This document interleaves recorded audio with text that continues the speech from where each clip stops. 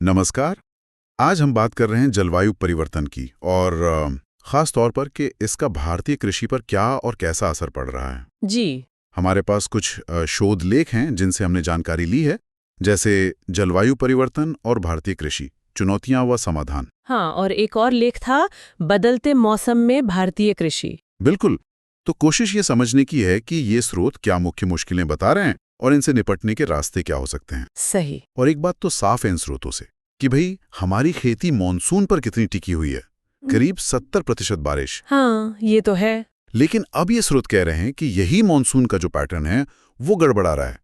तो ये जो अनियमितता है, इसका जमीन पर क्या असर दिख रहा है? हाँ, ये अनियमितता मतलब कई तरह से दिख रही है। स्रोत बताते हैं कि मॉनसून कब आएगा, कितनी देर रुकेगा, बारिश कहाँ कितनी होगी, सब अनिश्चित सा हो गया है। अच्छा। कभी देर से आता है, कभी जल्दी चला जाता है। इससे क्या होता है कि जो खरीफ फसलें हैं, धान, मक्का, दालें, उनका पूरा बुआई कटाई का जो साइकिल है ना, हाँ। वो डिस्टर्ब हो रहा है। हाँ। और फिर ये एक्सट्रीम वेदर इवेंट्स, मतलब कहीं भयानक सूखा, जैसे महाराष्ट्र कर्नाटक में सुनते हैं, तो कहीं असम बिहार में बाढ़, ये हीट वेव, पाला, ओले, ये सब भी ज्यादा हो रहा है आजकल। और जाहिर है जब बारिश का हिसाब किताब ऐसे बिगड़ेगा तो पानी की किल्लत तो होगी। स्रोत इस जल संकट पर क्या खास बता रहे हैं? बिल्कुल बिल्कुल। तापमान बढ़ रहा है तो जाहिर है वाष्पीकरण तेज हो रहा है, मिट्टी की नमी कम हो रही है, खासकर उन इलाकों में जहां सिंचाई का इंतजाम नहीं है, मतलब बारानी खेती वाले इलाके। हाँ। और भूजल स्तर, वो तो चिंता की बात है ही, लगातार नीचे जा रहा है। सिंचाई पर दबाव बहुत बढ़ गया है। अच्छा। और एक और गंभीर बात जो स्रोत बताते हैं वो तटीय इलाकों की है। समुद्र का लेवल बढ़ने से खारा पानी अंदर आ रहा है। ओह, मतलब मीठे पानी के स्रोतों में और खेतों में। हाँ बिल्कुल। तो वो जमीन खेती लायक नहीं बच रही, ये पानी के संकट को और मुश्किल बना देता है। पानी की कमी तो है ही, साथ में ये बढ़ता तापमान। स्रोत बताते हैं कि ये भी एक बड़ी चुनौती है। फसलों पर इसका क्या सीधा असर पड़ रहा है? तापमान का असर तो बहुत गहरा है। जो हमारी मुख्य फसलें हैं ना, जैसे गेहूं, चावल, मक्का, ये गर्मी को लेके काफी संवेदनशील है। अच्छा। हाँ, एक अनुमान ये भी है कि अगर तापमान सिर्फ 1 डिग्री सेल्सियस बढ़ता है तो गेहूं की पैदावार 40 से 50 लाख टन कम हो सकती है। अरे बाप रे, इतना ज्यादा? जी, होता यह है कि ज्यादा गर्मी से फसलें ना वो समय से पहले पक जाती हैं, तो दाना पूरी तरह से भर नहीं पाता, विकसित नहीं हो पाता। ये तो हुआ सीधा पैदावार पर असर। क्या इसके कुछ और मतलब अप्रत्यक्ष असर भी हैं? सोर्सेज में कुछ और जिक्र है? हाँ, एक दिलचस्प बात यह भी है कि गर्म और नमी वाला जो मौसम होता है ना, हाँ। वो कीड़ों और बीमारियों को पनपने के लिए एकदम सही माहौल देता है। जैसे टिड्डियों का हमला बढ़ जाना या कपास सब्जियों में नई तरह की बीमारियां लगना। स्रोत इसे बढ़ते तापमान से जोड़कर देखते हैं।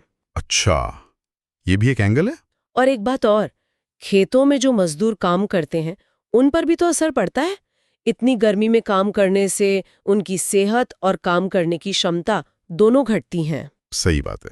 तो मतलब मौसम की गड़बड़ी, पानी की कमी, बढ़ता तापमान, इन सब का मिला जुला असर फिर मिट्टी की सेहत और किसानों की रोजी रोटी पर भी पड़ता होगा।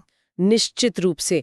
तेज बारिश होती है तो मिट्टी की जो ऊपरी उपजाऊ परत है वो बह जाती है। इसे सॉइल इरोजन कहते हैं। हाँ, सुना है।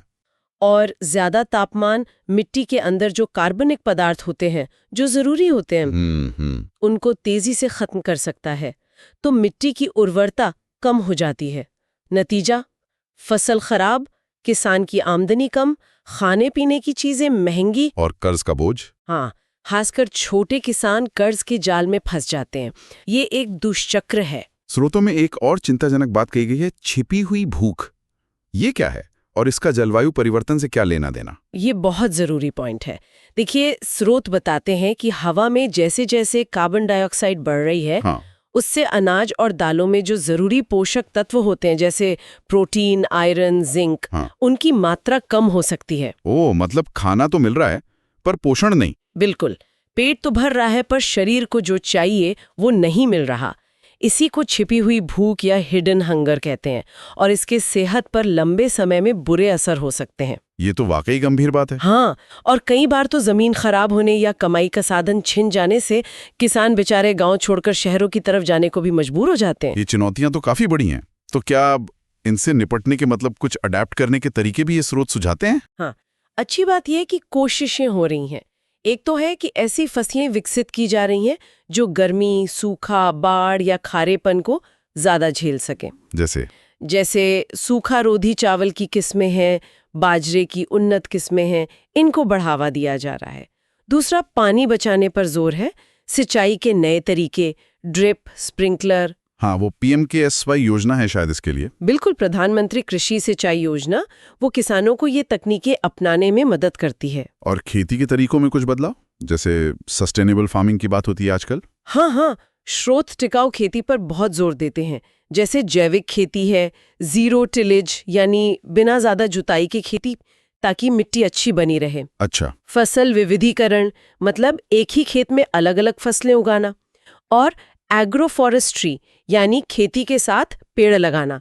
ये सब तरीके मिट्टी के लिए भी अच्छे हैं और किसान की आमदनी के लिए भी। और जानकारी, मतलब मौसम की वगैरह। हाँ, मौसम का पूर्वानुमान किसानों तक सही समय पर पहुंचे, जैसे IMD का डेटा और फसल बीमा योजनाएं जैसे PMFY, ये जोखिम कम करने में मदद करते हैं। सरकार की भी पहले हैं, जैसे NMSA, नाइक्रा, जो जलवायु के हिसाब से खेती की तकनीकें विकसित कर रही हैं। तो अगर हम सार निकालें तो तस्वीर यह है कि जलवायु परिवर्तन भारतीय कृषि के सामने कई तरह की मुश्किलें ला रहा है। मौसम की अनिश्चितता, बढ़ता तापमान, पानी की कमी और किसानों की बढ़ती परेशानियां। सही कहा। और इनसे निपटने के लिए हमें कई मोर्चों पर एक साथ काम करना होगा। जलवायु के अनुकूल फसलें, पानी का बेहतर इस्तेमाल, टिकाऊ खेती के तरीके और असरदार सरकारी नीतियां। तभी हम अपनी खेती को मजबूत बना पाएंगे और सबकी खाद्य सुरक्षा सुनिश्चित कर पाएंगे। स्रोत भारतीय किसानों की जो हिम्मत है, जो जूझने की क्षमता है, उसकी तारीफ करते हैं। पर आखिर में एक सवाल मन में आता है, ये अनुकूलन के प्रयास तो चल ही रहे हैं, लेकिन क्या हमारे व्यक्तिगत स्तर पर जो चुनाव हैं और दुनिया भर में जलवायु परिवर्तन रोकने के जो सामूहिक प्रयास हैं, वो ज्यादा जरूरी नहीं है, ताकि हम सिर्फ अनुकूलन पर ही ना टिके रहें, बल्कि समस्या की जड़ पर काम करें और भारत के कृषि भविष्य को सच में सुरक्षित कर सकें? सोचने वाली बात है।